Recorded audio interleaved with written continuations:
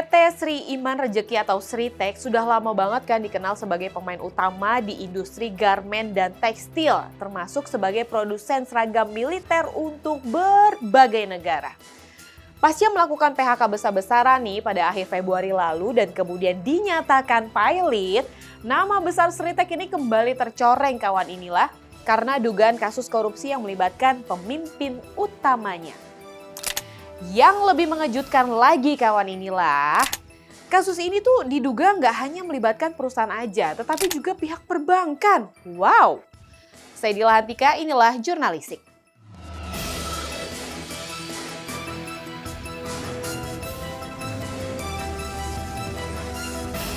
Dirut PT Sritek, Iwan Lukminto diduga terlibat dalam kasus dugaan korupsi terkait pemberian kredit fiktif dari sejumlah bank.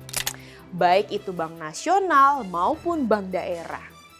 Nilai kreditnya sendiri itu nggak tanggung-tanggung kawan inilah, dikabarkan mencapai 3,6 triliun rupiah.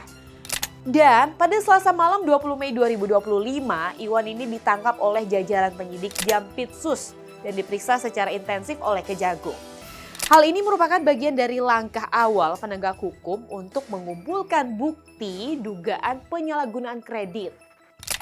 Dan setelah memeriksa 55 saksi, Kejaksaan Agung akhirnya menetapkan 3 orang tersangka dalam kasus korupsi di PT Sritek ini.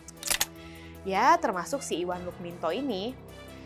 Yang bikin kagetnya lagi kawan inilah, dana kredit dari perbankan yang seharusnya digunakan untuk modal kerja, ini justru disalahgunakan oleh Iwan untuk membayar utang dan membeli tanah. Wow, ya ampun.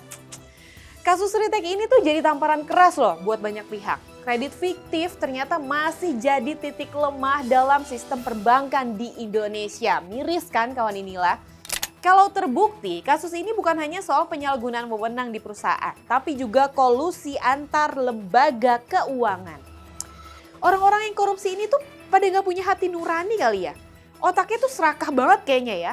Gara-gara sifat serakah mereka, ribuan karyawan PT Sritek ini terpaksa gigit jari. Karena sumber mata pencarian mereka ya pilot.